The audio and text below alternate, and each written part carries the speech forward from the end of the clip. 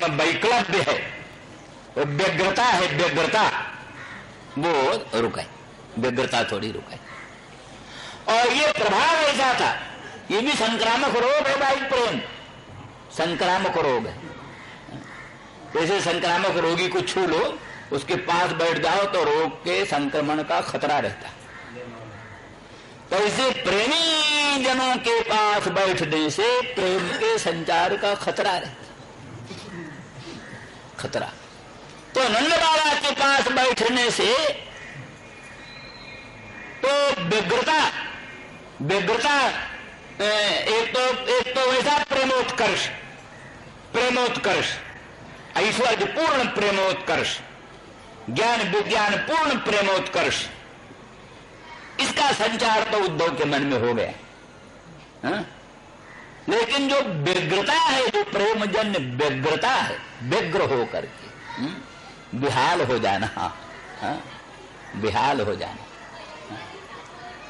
तन मन की सुध बुध सब भूल जाए, ये व्यग्रता है लोकोत्तर कोटि की।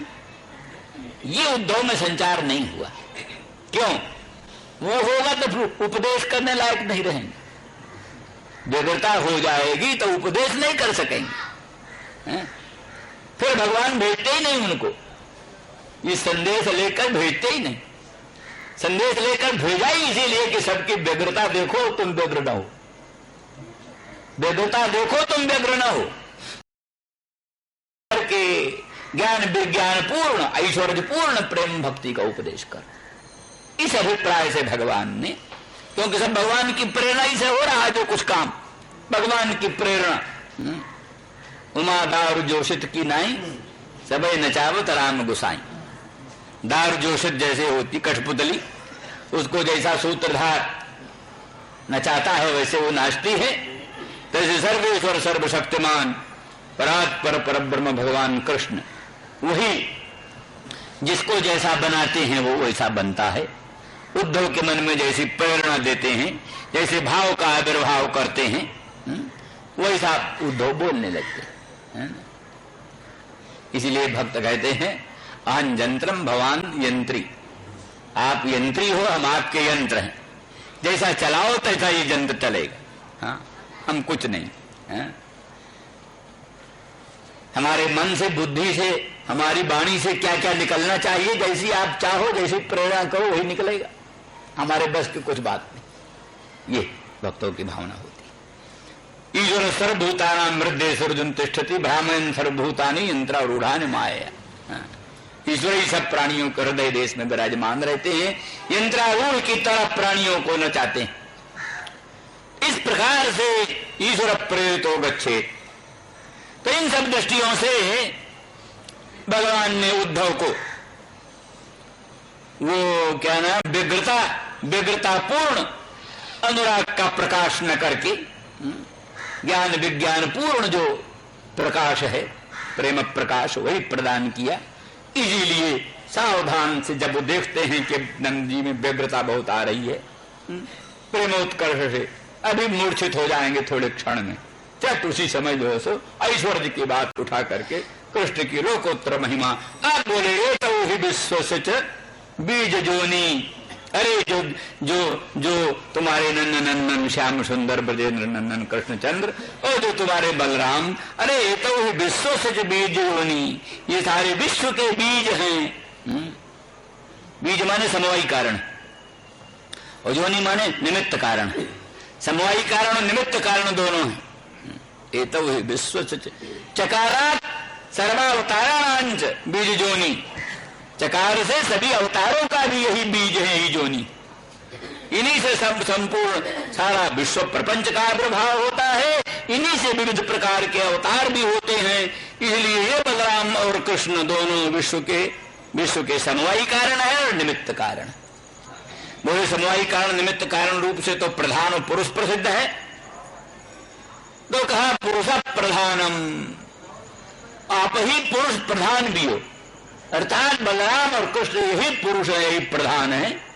इसलिए प्रधान पुरुष भी आपसे भिन्न कोई चीज नहीं है। अब यहां प्रश्न ये है कि बहुत टेढ़ी मेढ़ी बात है कई जगह ये बोलते हैं कि सीता प्रकृति है, राम जो है सो पुरुष है, राधा प्रकृति है, कृष्ण पुरुष है, ऐसा भी बोला जाता है। लेकिन ये बात दार्शनिक दृष्टि से खरी उतरती नहीं, क्योंकि स्त्री हो पुरुष हो, स्त्री पुरुष तो देह है, आत्मा तो स्त्री पुरुष नहीं है। देह ही स्त्री पुरुष है। नैव स्त्री न पुमानेश न चैव नपुंसका, जो पुरुष है वो तो न स्त्री है न पुरुष है। आत्मा जो है न पुरुष है न तो स्त्री है, किंतु जैसा देह ग्रहण कर लेता वैसे ही बन जाता है, न स्त्री न पुरुष न नपुंसक। जज्जत शरीर मादत्ते, स्त्री का देह धारण कर लिया आत्मा स्त्री हो गया, पुरुष का देह धारण कर लिया पुरुष वही आत्मा पुरुष हो गया, नपुंसक देह धारण कर लिया वही आत्मा नपुंसक हो गया। वही देवता दानव पशु पक्षी जैसे जैसे देहों को ग्रहण करता गया वैसा वैसा हो गया। वास्तव में आत्मा न शूकर कूकर कीट पतंग न पशु पक्षी न देवता दानव मानव न स्त्री पुरुष न नपुंसक कुछ। फिर सीता प्रकृति राम पुरुष ही बात कैसे कहां तक संगत है? कहां तक संगत है? तो इसलिए जीव है, जीव की दृष्टि से या ईश्वर की दृष्टि से बोले तो ईश्वर में भी, राम में भी प्रकृति पुरुष दोनों मिले हैं, सीता में भी प्रकृति पुरुष दोनों मिले हैं? दोनों स्त्री पुरुष में दोनों में प्रकृति पुरुष मिले हैं? देहादि सब प्रकृति के अंश है, आत्मा पुरुष का अंश है। यही तो देह इंद्रिय मन बुद्धि अहंकार आदि सब प्रकृति के अंश है, आत्मा पुरुष का अंश है। तो प्रकृति पुरुष की मिलावट स्त्री भी है, प्रकृति पुरुष की मिलावट क्या ना पुरुष भी है ना? तो इस दृष्टि से ही हम कहा करते हैं कि जैसे अनंत ब्रह्मांड नायक परमात्मा का राम रूप में प्रादुर्भाव है, वैसे उसी अनंत कोट ब्रह्मांड नायक परमात्मा का सीता रूप से प्रादुर्भाव है। जैसे उसी अनंत कोट ब्रह्मांड नायक परमात्मा का कृष्ण रूप में प्रादुर्भाव है, उसी तरह से उसी परात्पर परब्रह्म परमात्मा का राधा रूप में प्रादुर्भाव। इसीलिए वो संगत है एकं ज्योतिर्भूत द्विधा राधा माधव रूपकम, एक ही अखंड ज्योति ब्रह्म ज्योति दो रूप में प्रकट हो गई है, राधा के रूप में कृष्ण के रूप में। तो राधा प्रकृति है, कृष्ण पुरुष है, ये कल्पना आपेक्षिक, निरपेक्ष नहीं, ये कल्पना निरपेक्ष नहीं, आपेक्षिक कल्पना। वास्तव में राधा कृष्ण दोनों अभिन्न वस्तु हैं, सीताराम दोनों अभिन्न वस्तु हैं और एक अखंड ब्रह्म ही हैं ये, इत्यादि। इसीलिए नीलकंठ जी अपने भावदीप में और देवी भागवत के व्याख्यान में लिखते हैं, भाई साधिष्ठाना प्रकृति कह लो और सत्यमत पुरुष कह लो, दोनों का एक ही अर्थ होता है। न केवल प्रकृति की पूजा हो सकती है, न केवल पुरुष की पूजा हो सकती है। पुरुष की पूजा जब होगी तब शक्तिमत्तया, शक्तिमान पुरुष की पूजा होती है, और प्रकृति की जब पूजा होगी तब केवल प्रकृति जड़ है, केवल प्रकृति की पूजा नहीं होती, साधिष्ठाना प्रकृति की पूजा होती है, अधिष्ठान सहित प्रकृति की पूजा होती है, दोनों एक ही। वही साधिष्ठान शक्ति, वही शक्तिमत ब्रह्म, दोनों का एक ही अर्थ होता है। शक्ति विशिष्ट ब्रह्म ही तो रामादि रूप में है, और साधिष्ठान शक्ति अधिष्ठान रूप ब्रह्म सहित जो शक्ति है वही भगवती आदि के रूप में प्रकट होती है, वस्तु एक। इस अभिप्राय से साधिष्ठाना शक्ति में शक्ति का प्राधान्य, पुरुष बन गया विशेषण, शक्तिमत ब्रह्म में शक्ति विशेषण हो गया और पुरुष हो गया विशेष्य। इस तरह से प्राधान्य प्राधान्य अभिप्राय से जहां पुरुष का प्राधान्य है वहां शक्तिमत ब्रह्म कह दिया, जहां प्रकृति का प्राधान्य है वहां साधिष्ठान शक्ति बोल दिया। इस प्रकार से व्यवस्था चलती। इसी अभिप्राय से राधा को शक्ति, कृष्ण को पुरुष, सीता को शक्ति, कृष्ण को, राम को पुरुष इत्यादि उक्तियां चलती, सापेक्ष उक्तियां, निरपेक्ष उक्तियां नहीं। तो वो शक्ति जो है, वो कहते हैं व्यवहार में दो ही से काम चलता है, एक से काम चलता ही नहीं। दो चक्र के बिना रथ नहीं चलेगा, एक चक्र से रथ कभी नहीं चलेगा। ऐसे स्त्री पुरुष का जोड़ा संसार चलाएगा। न स्त्री संसार चला सकती है, न पुरुष संसार चला सकता है। स्त्री पुरुष का जोड़ा, दो चक्र मिले तो रथ चले। आप दुनिया में देखो, गर्म तार और ठंडा तार, दोनों तार मिले तब प्रकाश। खाली ठंडा तार फिट फिट करते रहो, कुछ नहीं होगा। खाली गर्म तार, कुछ काम नहीं बनेगा। ठंडा तार गर्म तार दोनों मिले तब काम चले। इसी प्रकार से ऋण धन दो चीज है, दोनों का जोग हो तब कोई व्यवस्था चलती है। खाली ऋण से नहीं काम चलेगा, खाली धन से काम नहीं चलेगा। इसी प्रकार से शक्ति, शिव शक्ति, केवल शक्ति से काम नहीं चलेगा, केवल शिव से काम नहीं चलेगा। शक्ति बिना शिव शव माने मुर्दा से क्या काम चलता है? शक्तिहीन शिव शव और शिवहीन शक्ति जड़ प्राय अकिंचित कर। इसलिए ऐसे ठंडा तार गर्म तार दोनों मिले तब काम चले, ऐसे शिव शक्ति दोनों मिले तब काम चले। प्रकृति पुरुष दोनों मिले तो काम चले, स्त्री पुरुष दोनों मिले तो काम चले। सृष्टि की व्यवस्था में स्त्री भी चाहिए, पुरुष भी चाहिए। फिर वहां स्त्री पुरुष के स्वभाव में भेद आ गया। स्त्री का स्वभाव दूसरा, पुरुष का स्वभाव दूसरा। स्त्री में कोमलता की प्रधानता होगी, पुरुष में कठोरता की प्रधानता होगी। स्त्री में धारण करने की शक्ति होगी, पुरुष में दातृत्व शक्ति होगी।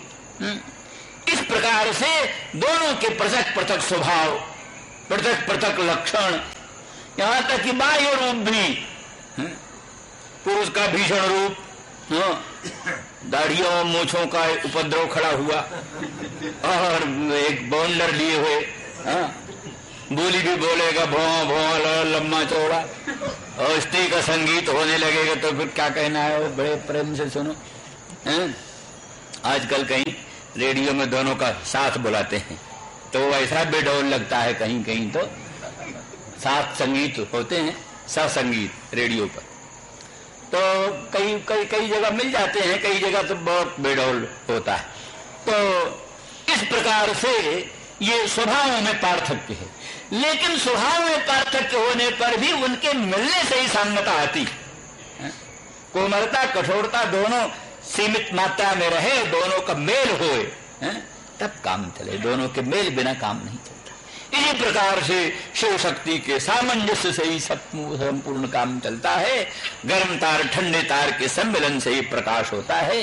इसी प्रकार से शिव शक्ति के सामंजस्य से ही संपूर्ण विश्व की व्यवस्था चलती है। इस दृष्टि से प्रधान और पुरुष दोनों ही विश्व के प्रधान, विश्व का योनि है।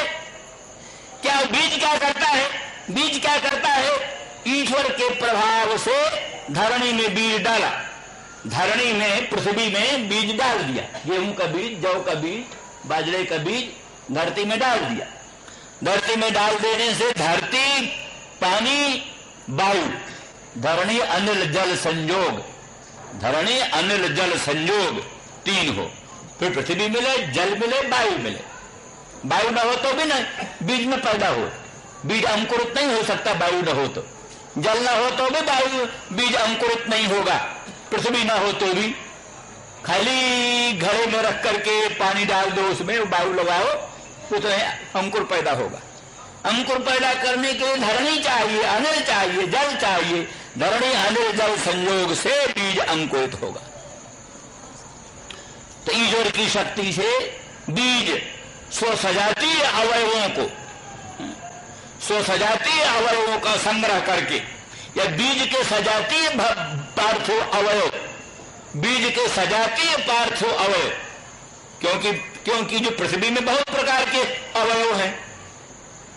पृथ्वी में गन्ना को अभिवर्धन करने वाले भी अवयव हैं, संतरा को भी अभिवर्धन करने वाले अवयव हैं, आम को भी अभिवर्धन करने वाले अवयव हैं, इमली को भी अभिवर्धन करने वाले अवयव हैं, गेहूं को भी, जौ को भी, बाजरे को भी, सबको अभिवर्धन करने वाले अवयव पृथ्वी में है। पृथ्वी क्या है? एक भंडार है, अनंत अनंत शक्तियों का भंडार। उसी धरणी में गन्ना बो दो तो उसमें से गन्ना के सजातीय अवयवों का संकलन होगा, उससे गन्ना को स्वरूप बन जाएगा। उसी पृथ्वी में संतरा का बीज डाल दो तो उसी पृथ्वी में से संतरा के अभिवर्धक अवयवों का संग्रह होगा, उसके द्वारा संतरा का स्वरूप बन जाएगा। गुलाब का बीज डाल दो, उसी में से गुलाब के गंध के तमाम सजातीय सब अवयवों का संकलन होने लगेगा। उसी जगह में कोई दुर्गंधित वृक्ष बोए दो तो उसके अनुगुण भी सामग्री सब वही मिल जाएगी। तो ईश्वर की अचिंत शक्ति, अनंत महिमा और उसका अखंड वस्तुओं का भंडार, उसकी भूमि शक्ति, प्रकृति शक्ति, उस प्रकृति शक्ति में से बीज के सजातीय अवयव भूमि से एकत्रित होकर के वो अंकुरादिकों को पोषण करते हैं। और साथ ही उसके लिए उचित अधिष्ठान चाहिए, उचित अधिष्ठान चाहिए। अनुचित अधिष्ठान में इन सब द्वारा पोषण नहीं हो सकेगा। इसलिए उचित बीज हो, उचित जोनी, उचित उस जोनी में भी सजातीय की अपेक्षा, सजातीय जोनी हो। किसी किसी विजातीय व्यक्ति का बीज जाए, विजातीय योनि में विजातीय व्यक्ति का बीज जाए, वहां से वस्तु उत्पन्न न होगी, और उत्पन्न होगी तो नष्ट हो जाएगी, उत्पन्न होगी तो नष्ट हो जाएगी। जैसे कहते हैं खच्चर उत्पन्न होता है गधे घोड़े के संसर्ग से। योनि भिन्न जाति का, बीज भिन्न जाति का, भिन्न जाति की योनि, भिन्न जाति का बीज, उससे उत्पन्न होने वाला खच्चर, उसका संतान आगे नहीं चलती, वंश परंपरा लुप्त। बस कलमी आम से दूसरा आम नहीं पैदा होगा। कलमी आम से कलमी आम बनाओ नहीं, बीजू आम की जरूरत है, बीजू आम से जुड़ेगा। इस प्रकार से उसमें भी सजातीय की अपेक्षा, इसलिए बीज के सजातीय अवयव एकत्रित होकर के बीज का पोषण करते हैं। इसी प्रकार से सजातीय योनि के संसर्ग से और वो रूप धारण करता है।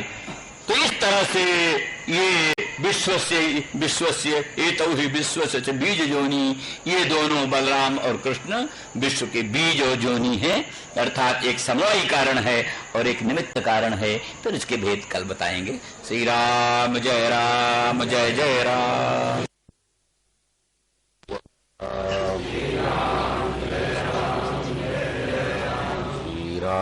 बीज जोनी रामो मुकुंद पुरुष प्रधानम अन्वीय भूतेषु विलक्षणस्य ज्ञानस्य चेशात इमौ पुराणौ। राम माने बलराम और मुकुंद कृष्ण, ये दोनों ही विश्व के बीज और जोनी।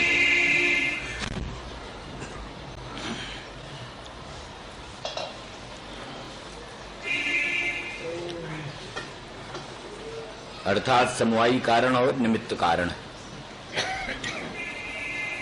और वही पुरुष और प्रधान है, वही पुरुष है, वही प्रधान है। यहां यूं समझ सकते हो, एक तो कल वाली दृष्टि जो बताई, ये अर्थात दोनों जैसे स्त्री पुरुष दोनों में ही पुरुषांश और प्रधानांश होता है, पुरुषांश प्रधानांश दोनों होता है। देह इंद्रिय मन बुद्धि अहंकार आदि तो सब प्रधानांश, और आत्मा जो है वो स्वयं पुरुषांश, सब में, स्त्री में पुरुष में सब में। आत्मा सभी का अजर अमर अनंत अखंड है, चाहे स्त्री हो चाहे पुरुष हो। इसलिए तुम कुमार उतवा कुमारी तुम जीर्णो दंडे न बंचस जातो भवस विश्वतो मुखा। ये श्रुति कहती है त्वं कुमार उतवा कुमारी, भगवान ही कुमार हैं और भगवान ही कुमारी हैं। कुमार के रूप में भी भगवान का प्रादुर्भाव, कुमारी के रूप में भी भगवान का प्रादुर्भाव। त्वं जीर्णो दंडेन बंचसी, आप ही बहुत बड़ऊ बाबा बनकर दंड से ठेकते हुए चलते हैं।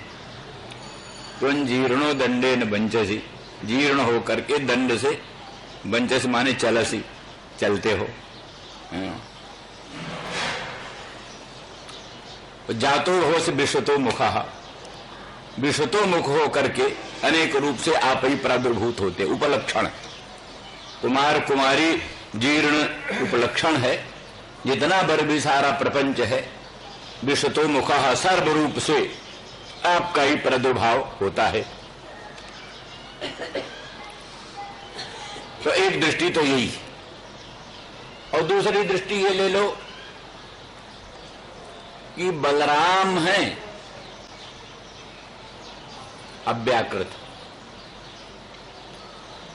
अव्याकृत ब्रह्म बलराम। लक्ष्मण कहो, बलराम कहो, शेष कहो, सब क्या है? अव्याकृत ब्रह्म। इसीलिए भागवत में वर्णन है नष्टे लोके दुपरार्धावसाने महाभूते स्वादिभूतंगतेषु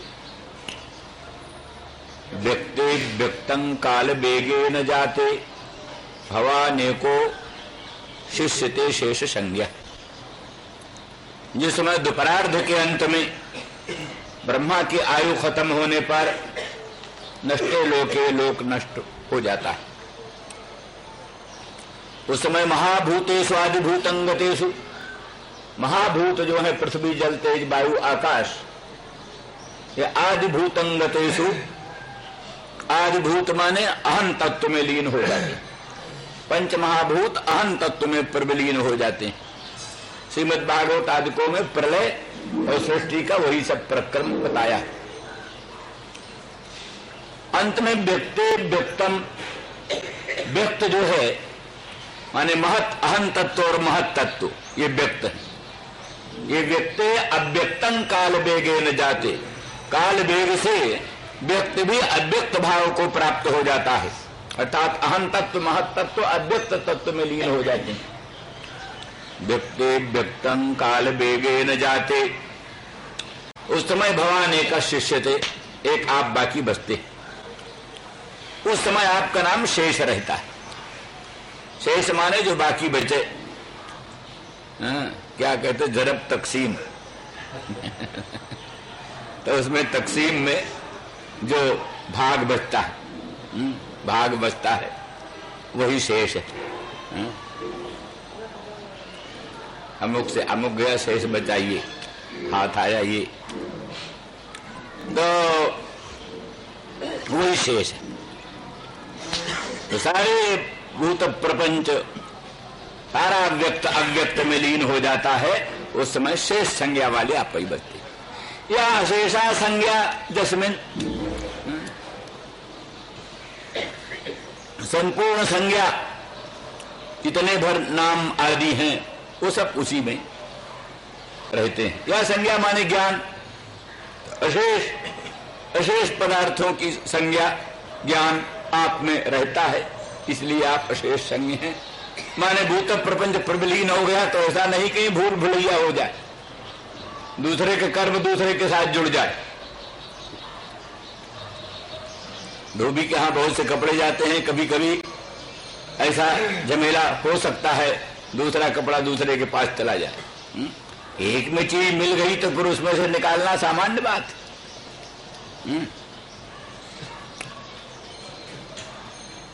पानी और दूध मिल जाता है, कौन उसको पृथक पृथक कर सकता है? अंश। दूसरे किसी की सामर्थ्य नहीं पानी और दूध को अलग अलग कर दे।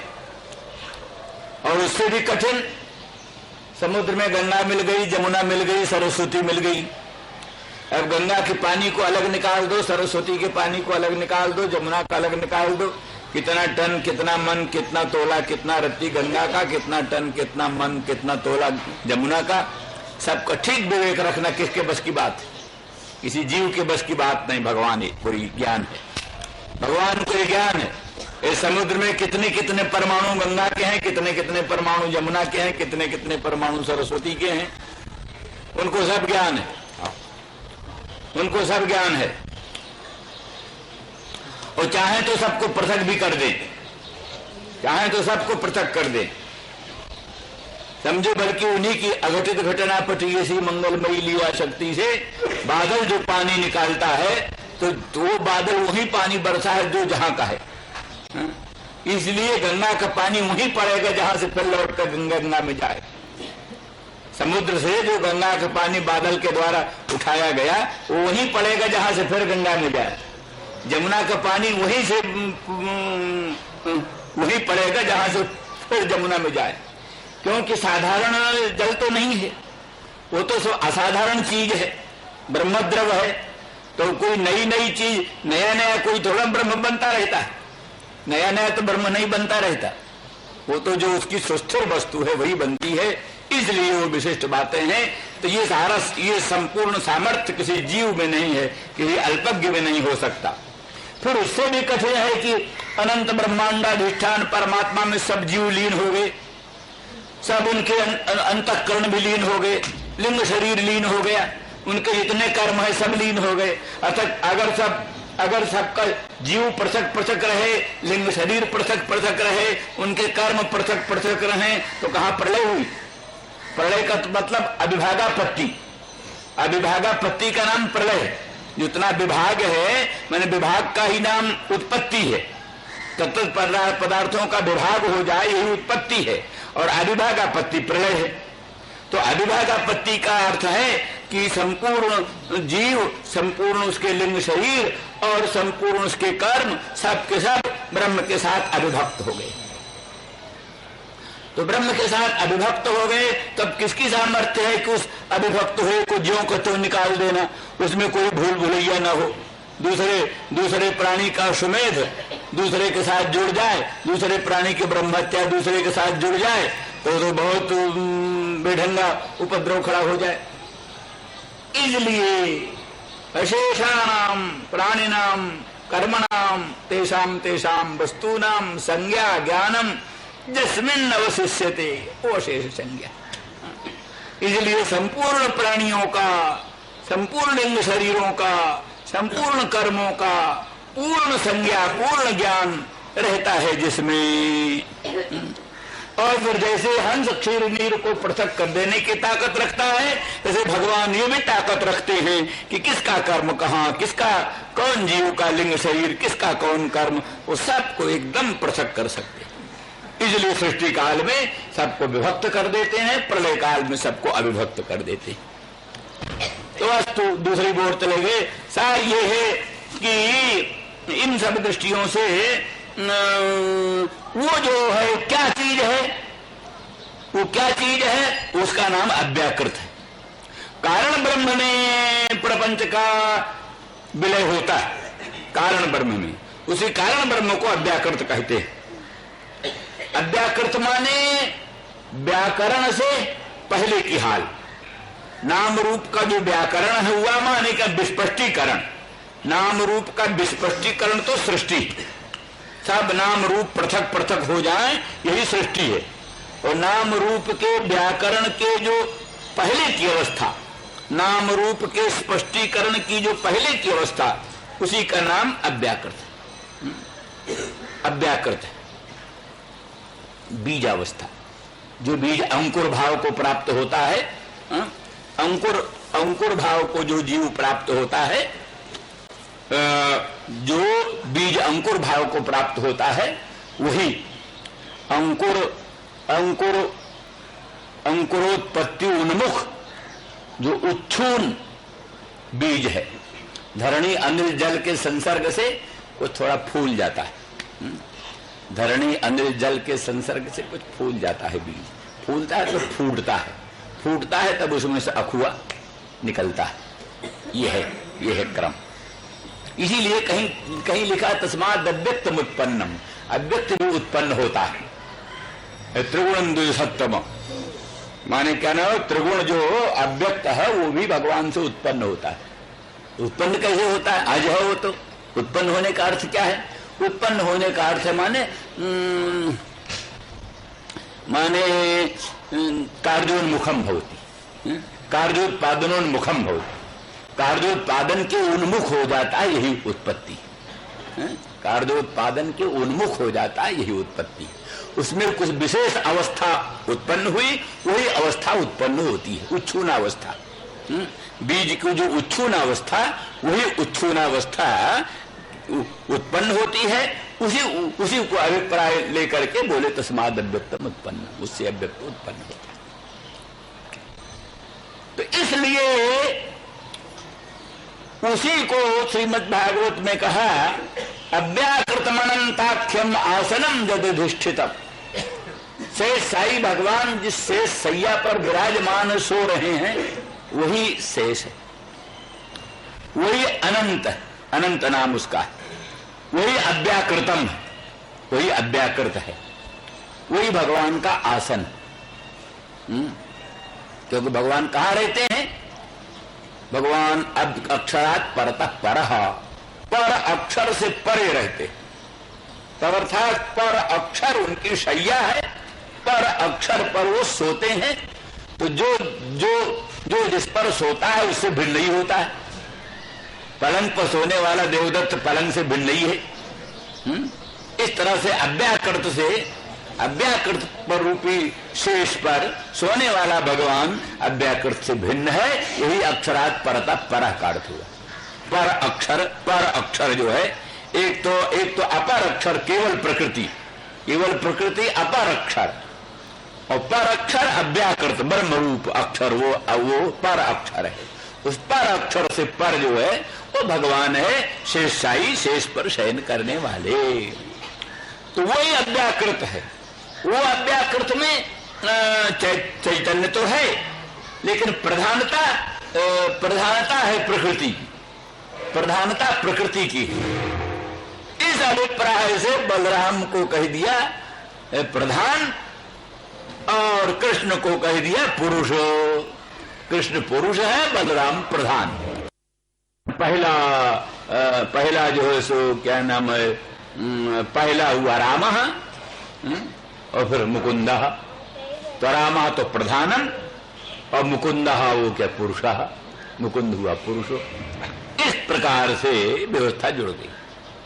तो एतावता हुआ बलराम और कृष्ण दोनों प्रधान और पुरुष, और दोनों विश्व की योनि है और पुरुष, और क्या बीज है, बीज है और योनि है। तो बीज जो है सो, बीज माने उपादान कारण, और ये समवायी कारण, उपादान कारण एक ही है। और योनि जो है सो माने निमित्त कारण। तो यहाँ यह ले लेना, निमित्त कारण मुकुंद को लेना, और बीज जो है सो प्रकृति उपादान कारण ले लेना। क्योंकि ये भी सिद्धांत है ना कि प्रपंच का प्रकृति उपादान है, और प्रकृति का अधिष्ठान होने के कारण ब्रह्म जो है सो वो उसमें भी कारणता का व्यवहार होता है। पर मुख्य रूप से उपादानता का व्यवहार केवल मात्र प्रकृति में है। प्रकृति का आधार होने के कारण परब्रह्म में भी उपादानता और निमित्तता का व्यवहार होता है। निमित्तता का इसलिए कहना है कि निमित्तता में सज्ञानता रहती है, उपादान में इतनी सज्ञानता की जरूरत नहीं। मिट्टी को सज्ञान होने की जरूरत नहीं, लेकिन कुलाल के सज्ञान होने की जरूरत है। कुलाल सज्ञान है, तब घट का निर्माण कर सकता है, मिट्टी तो सज्ञान नहीं है। तो इसलिए उपादान जो है वो जड़ भी हो सकता है, और निमित्त जो है वो जड़ हो ही नहीं सकता, चेतन ही होता है। तो इसलिए तम प्रधाना प्रकृति तो उपादान माना जाती है। तम प्रधाना प्रकृति उपादान, और विशुद्ध सत्व प्रधाना प्रकृति वो निमित्त कोटि में चली जाती है। तो इसलिए विशुद्ध सत्व प्रधाना प्रकृति से विशिष्ट चैतन्य निमित्त कोटि में गया, और तम प्रधाना प्रकृति विशिष्ट चैतन्य उपादान कोटि में गया। तो दोनों ही चेतन ही उपादान भी है, चेतन ही निमित्त है। और प्रकृति भी उपादान भी है, प्रकृति ही निमित्त भी है। माने प्रकृति ही अव्याकृत का विशेषण बन गई, तम प्रधाना प्रकृति अव्याकृत का विशेषण बन गई। और वही विशुद्ध सत्व प्रधाना प्रकृति जो है वो निमित्त रूपी ईश्वर की प्रकृति, ईश्वर का क्या विशेषण बन गई। इस प्रकार से दोनों जगह प्रकृति है, दोनों जगह पुरुष है। अव्याकृत में भी ईश्वर में भी दोनों जगह प्रकृति है, दोनों जगह पुरुष है। ईश्वर में विशुद्ध सत्व प्रधाना प्रकृति है और अव्याकृत में तम प्रधाना प्रकृति है। और विशुद्ध सत्व प्रधाना प्रकृति तो जीव में, ये सब भेद है। इस आधार पर बलराम अव्याकृत रूप हैं, शेष रूप हैं, अनंत रूप हैं, व्यापी वैकुंठ रूप हैं, शेष रूप हैं, भगवान का सिंहासन रूप है, आदि आदि जो कुछ भी वही भगवान की पादुका भी बन जाते हैं, भगवान का छत्र भी बन जाते हैं और भगवान के शेष बन जाते। शेष माने अंग, भगवान अंगी, अंगी भगवान के शेष बन जाते हैं। भक्ति के ही मर्म है कि भगवान का शेष बन जाना। शेष माने उपकरण, सेवा का साधन बन जाना, भगवान का फूल बन जाना, भगवान का चंदन बन जाना, भगवान का मुकुट बन जाना, भगवान का किरीट बन जाना, भगवान की पादुका बन जाना, भगवान का सिंहासन बन जाना, भगवान का छत्र बन जाना, भगवान का चमर बन जाना, भगवान के पूजा का उपकरण बन जाना, भगवान की पलंग बन जाना। सबसे बढ़िया सेवा क्या है? जो अपने आप को सेव्य का, सेवा का साधन बना देना चाहता है, तो पलंग बना देना चाहता है दूसरे का, अपने आप को दूसरे का पलंग बना देना चाहता है, उसको अपने आप के लिए कहां जगह चाहिए? अपने आप के लिए जगह ही नहीं चाहिए। तो इस तरह से अव्याकृत बलराम वही प्रधान और पुरुष होए कृष्ण बलराम, पुरुष होए कृष्ण। दोनों चेतन है, दोनों प्रकृति है, दोनों जगह चेतन है, दोनों जगह प्रकृति है। एक जगह प्रकृति का प्राधान्य है, एक जगह पुरुष का प्राधान्य है। ये भेद, एक जगह पुरुष का प्राधान्य, एक जगह प्रकृति का प्राधान्य। यही सब बात स्त्री पुरुषों में भी चलती है।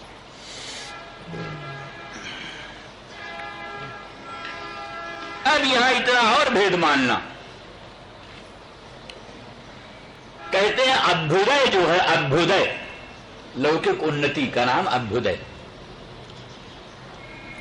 सम्राट हो जाना, स्वराट विराट हो जाना, चक्रवर्ती नरेंद्र हो जाना, अनंत धन धान्य संपन्न हो जाना, ये सब है अभ्युदय। इंद्र बन जाना, महेंद्र बन जाना, वरुण कुबेर बन जाना, ब्रह्मा बन जाना, ये सब है अभ्युदय, उन्नति। उन्नति होते होते होते होते ब्रह्म पद प्राप्त हो गया, इंद्र पद प्राप्त, ये है उन्नति।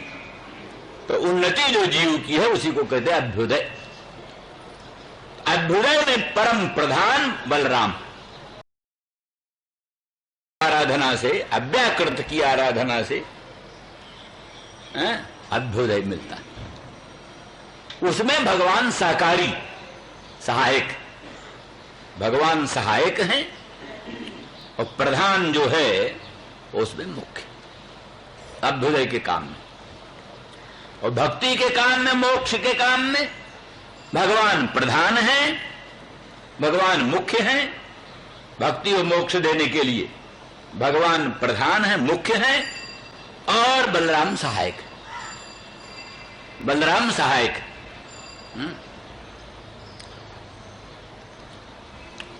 इसलिए और दोनों की आवश्यकता संसार में होती है। बिना अभ्युदय के काम नहीं चलता, बिना निःश्रेष के काम नहीं चलता। इसलिए अभ्युदय और निःश्रेष दोनों, अभ्युदय निःश्रेष दोनों, दोनों की प्राप्ति के, दोनों की प्राप्ति के ये दोनों साधन हैं। उद्धव जी वर्णन कर रहे हैं नंद बाबा से, ज्ञानोपदेश कर रहे हैं ना। इसे थोड़ा वो लोकोत्तर अनुराग को संकुचित हो जाए, जरा धैर्य हो जाए, वो जो व्यग्रता है, व्यग्रता वो कम होता है, व्यग्रता कम हो जाए। ज्ञान के प्रभाव से ऐश्वर्य का वर्णन सुनकर व्यग्रता कम हो जाती है। जिस समय भगवान राम की वन यात्रा का वर्णन हो रहा हो,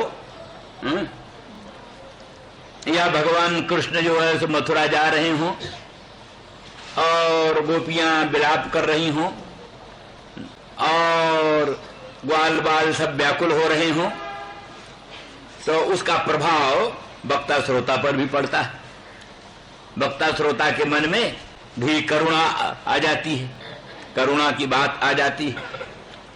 उसी बीच में यदि समझ लो, अरे भाई राम तो अनंत ब्रह्मांड नायक परमात्मा है, सर्वज्ञ सर्वशक्तिमान है, सब जगह है, उनका कहीं वियोग होता है, उनको कोई संताप होता है, ये भाव मन में आता है तो रोना धोना कम हो जाता है, वो रोना धोना कम हो जाता है। ऐश्वर्य का प्रबोध होते ही वो जो करुण रस का प्राधान्य है वो कम हो जाता है। इसी दृष्टि से ये बोल रहे, एतौ हि विश्वस्य च विश्वयोनि रामो मुकुंद पुरुष प्रधानम अन्वय भूतेषु विलक्षणस्य, वो भूतों में अन्वित होते हैं अंतर्जामी रूप से, अंतर्जामी रूप से सब भूतों में प्रविष्ट हैं, जितना चराचर प्रपंच है अंतर्जामी रूप से राम कृष्ण दोनों सब भूतों में व्याप्त है।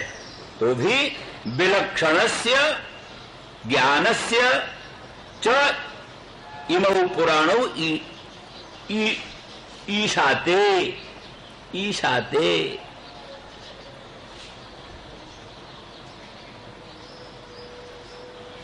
यद्यपि यहां प्रकृति भाव हो जाना चाहिए, ईशाते इमौ संधि नहीं होनी चाहिए, हाँ, पर आर्ष संधि, ईशात इमौ पुराणौ, नहीं तो ईशाते ऐसे ही रहना चाहिए प्रकृति भाव, तो भी संधि इस तरह से हो। तो विलक्षण से का अर्थ करते हैं विह कालः लक्षणम यस्य, सा विलक्षण माने अभ्युदयः, अभ्युदयः काल के द्वारा ही, काल पर निर्भर है अभ्युदय, कालाधीन है अभ्युदय, कालाधीन, निःश्रेयस कालातीत, कालानवच्छिन्न निःश्रेयस, इसे बिहि कालः लक्षणम जस्य असौ विलक्षणः अभ्युदयः, माने अभ्युदय के दोनों ईशाते, दोनों अभ्युदय का ये षष्ठी जो है सो क्या नाम कर्म में हो गई है, अधिक और ईश दय, इनके सबके योग में षष्ठी हो जाए, अधिगर्थ दय शाम क्या है,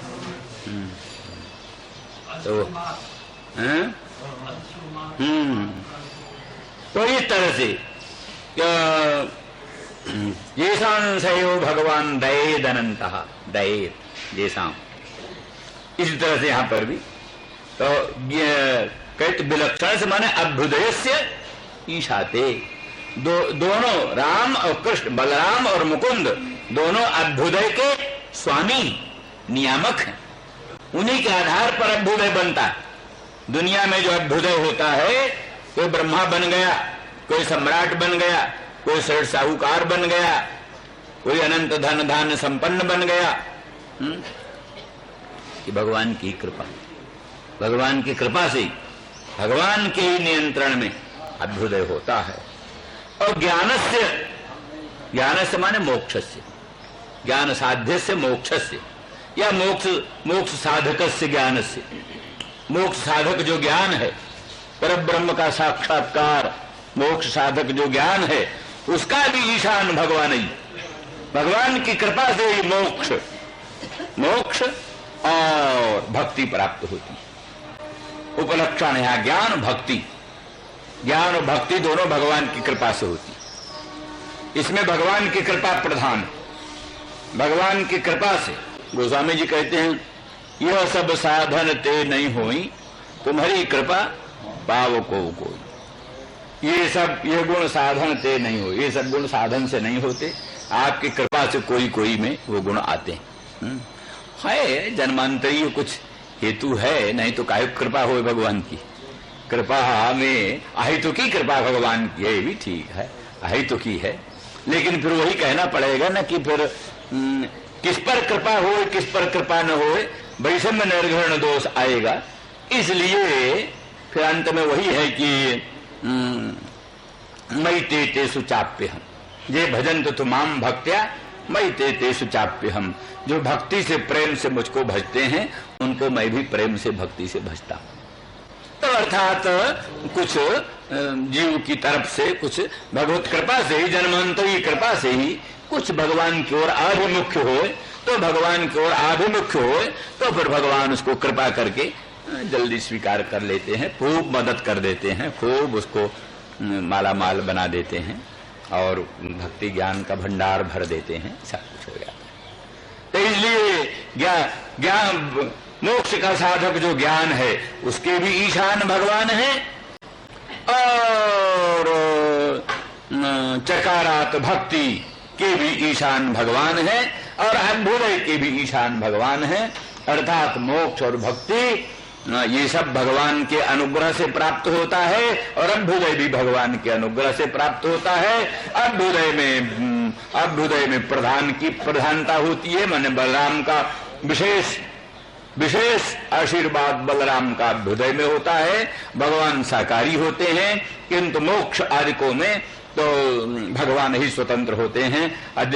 वो साकारी भी और मूल भी दोनों भगवान होते हैं, वो भी दोनों मिले हुए हैं। इसलिए ईशाते दोनों ही करता है इसके, इसलिए बलराम और मुकुंद दोनों ही ईशान हैं। तो अर्थात उसमें भी कुछ न कुछ मान लिया, देह की अपेक्षा, इंद्रियों की अपेक्षा, मन की अपेक्षा, इनके स्वस्थ रहने की अपेक्षा तो है ही सबको। देह स्वस्थ न रहे, इंद्रियां स्वस्थ न रहे, मन स्वस्थ न रहे तो ज्ञान प्राप्ति में भी बाधा पड़ती है, और साधनाभ्यास में भी बाधा पड़ती है, और अनेक प्रकार के ज्ञान विज्ञान के अर्जन में बाधाएं पड़ती। इसीलिए सब प्रार्थना करनी पड़ती है। सहनावतु सहनौ भुनक्तु सह वीर्यं करवावहै, या भद्रं कर्णेभिः शृणुयाम देवा भद्रं पश्येमाक्षभिर्यजत्राः।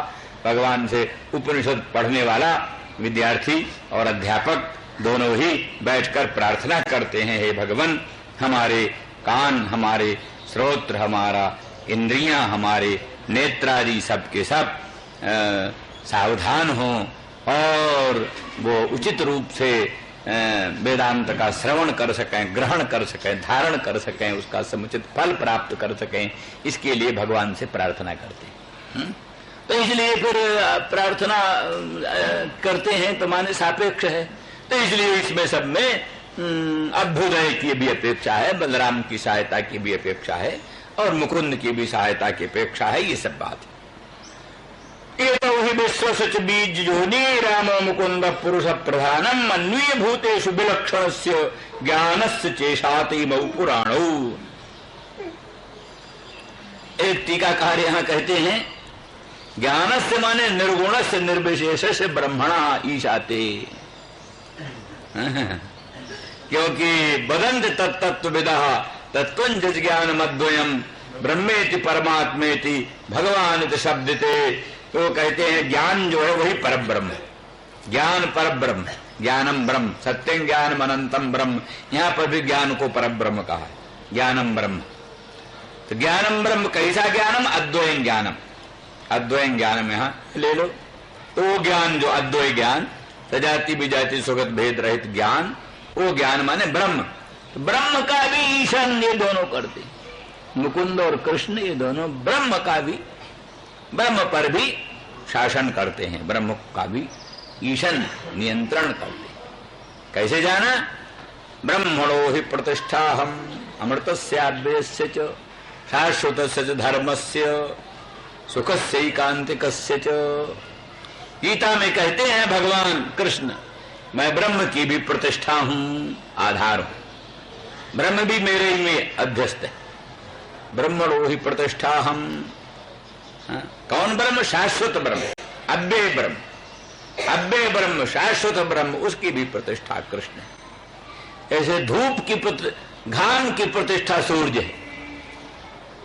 जो आतप फैला हुआ है संसार में, प्रकाश, आतप, घाम, उसका आधार क्या है? सूर्य। सूर्य से ही सब आतप, प्रकाश, रश्मि पुंज बाहर निकलता है। ऐसे ब्रह्म रूपी प्रकाश का आश्रय सूर्य रूपी मैं कृष्ण, वो सूर्य रूपी कृष्ण से अनंत अनंत प्रकाश रूपी ब्रह्म प्रादुर्भूत होता है। और ब्रजवासी लोग कहते हैं राधा रानी के नूपुर का जो प्रकाश है वही ब्रह्म राधा रानी के नूपुर का जो प्रकाश है वही ब्रह्म। और राधा रानी के नूपुर की जो झंकृति है वही शब्द ब्रह्म है। नूपुर की झंकृति वो सब शब्द ब्रह्म है, और उसका जो प्रकाश है वही ब्रह्म। इस प्रकार से जो भावुक लोग हैं, इस प्रकार से अपने इष्ट देवता का सर्वोत्कर्ष वर्णन करना ही चाहिए। इसलिए हमको इससे प्रसन्नता होती है, कोई ये नहीं होता कि खराब। ठीक है, दार्शनिक लोग, औपनिषद लोग अपने ढंग से विचार करते रहें, ये भी एक विचारधारा है, सुनना चाहिए। तो इस तरह से ये सब है। इसलिए ज्ञान से माने ब्रह्मणा, ब्रह्मण, उनका भी ईश आते इत्यादि इत्यादि। वेत्सनुगृहीतम माम परब्रह्मेत शब्दितम सम प्रश्नैर्विवृतम हृदि। वो मत्स्यावतार के समय का वर्णन है, जिसमें कहा कि मेरे अनुग्रह से सम प्रश्नों से विवृत जो क्या नाम ब्रह्म है उसको भी तुम जानोगे। तो ये सब बात है, किंतु सिद्धांत की दृष्टि से ऐसा अर्थ नहीं है। एक देशी अर्थ ऐसा है, वस्तुतस्तु ज्ञान से का अर्थ वही है, मोक्ष साधक ज्ञान और भक्ति और विलक्षण का अर्थ अभ्युदय। इन सब का ईशान स्वामी, नियंत्रण करने वाले बलराम और कृष्ण हैं, यही अर्थ है। क्योंकि शास्त्रों में, उपनिषदों में और विशेष करके श्रीमद् भागवत में कृष्ण को ब्रह्म ही कहा। ब्रह्म कृष्ण एक ही। जन्मित्रम परमानंदम पूर्णम ब्रह्म सनातन। अहो भाग्यम नंद गोप ब्रजौ कसाम जन्मित्रम परमानंदम पूर्णम ब्रह्म सनातनम। तो नंद ब्रज के निवासियों का धन्य भाग्य है, धन्य भाग्य है, क्योंकि उनका मित्र जो है वो पूर्णम परम ब्रह्म कृष्ण है। तो कृष्ण जो है वो पूर्ण परम ब्रह्म ही है। इसलिए ब्रह्म में और कृष्ण में भेद मानना, और ब्रह्म को कृष्ण का प्रकाश मानना और उनको सूर्य स्थानीय मानना, ये सब सिद्धांत नहीं।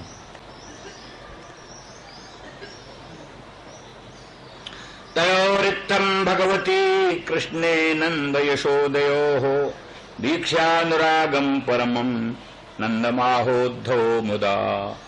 इस प्रकार से नंद और यशोदा दोनों का भगवान कृष्ण में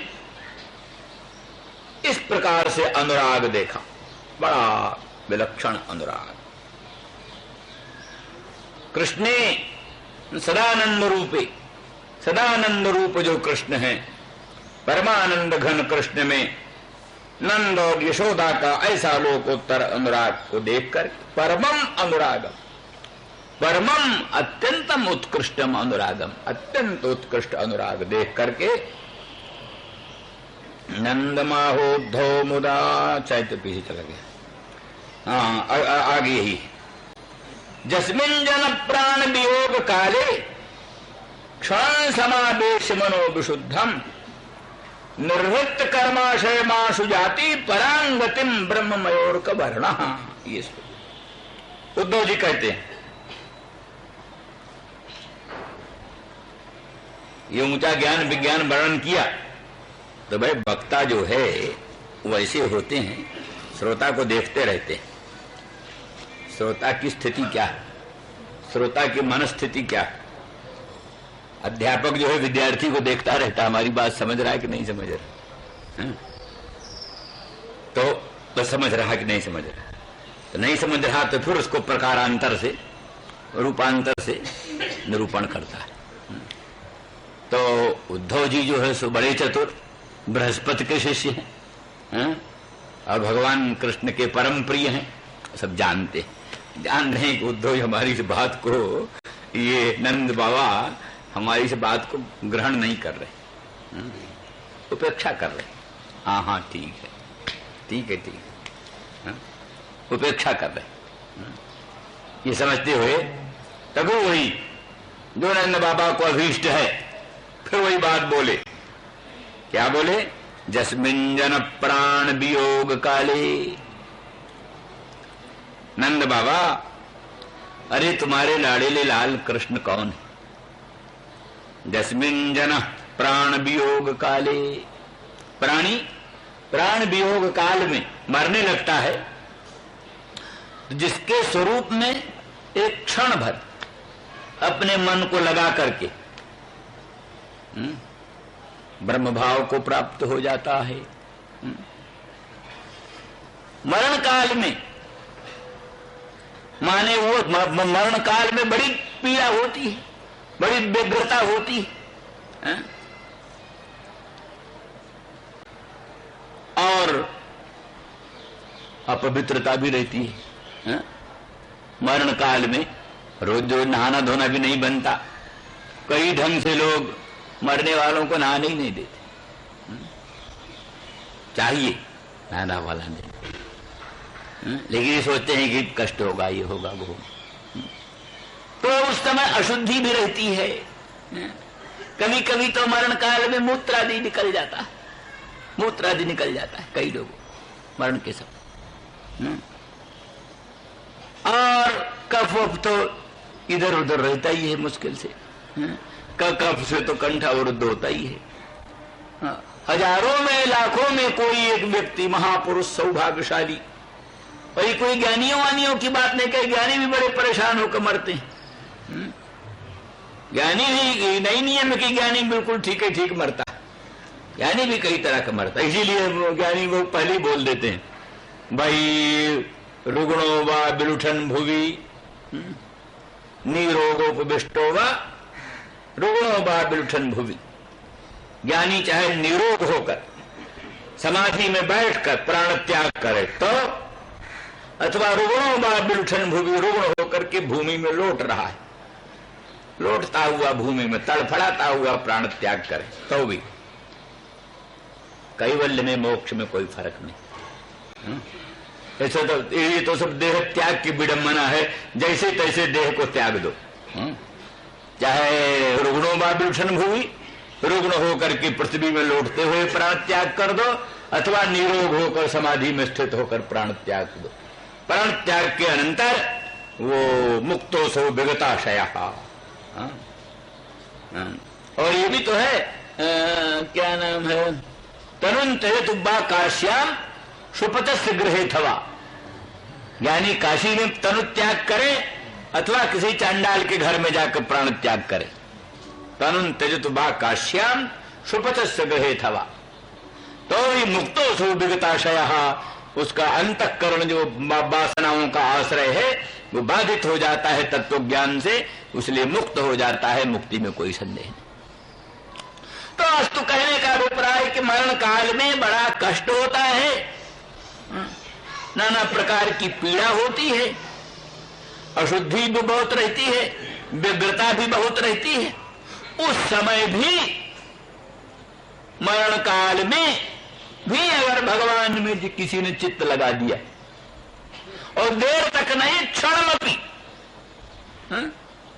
देर तक नहीं, घंटा दो घंटा भगवान में मन लगा रहे सो छोड़ो, क्षणमपि मरण काल में घोर व्यग्रता दशा में, घोर आदि व्याधि से घिरे रहने पर और अशुचिता अशुद्धि रहने पर भी मन क्षण भर भगवान के बीच में लग जाता है, तो कर्माशय को, वासना को त्याग करके भगवान को प्राप्त हो जाता है।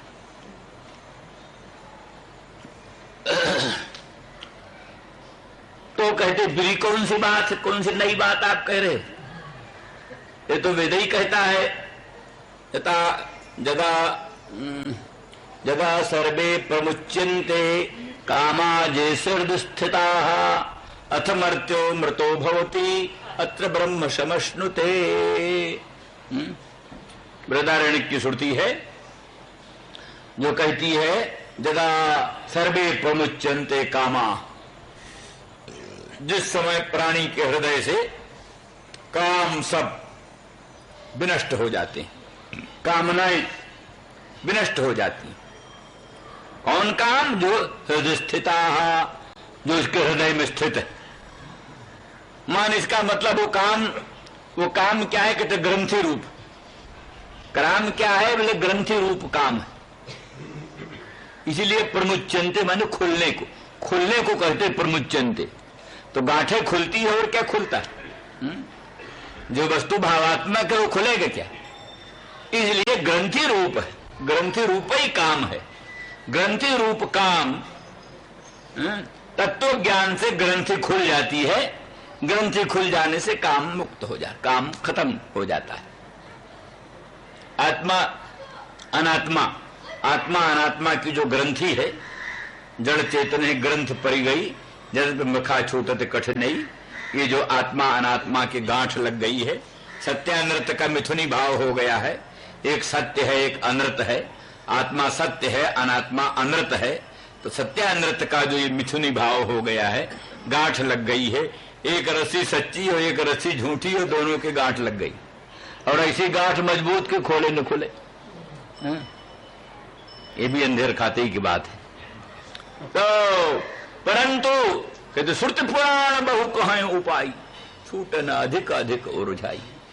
श्रुति और पुराणों ने बड़ा उपाय कहा इस गांठ खोलने का, पर वो गांठ खुली नहीं, अधिक से अधिक उलझती गई। जितना जितना खोलने का प्रयास किया गया उतने उतना उलझती गई। कबीर कहते खट दर्शन में खटपट हो गई।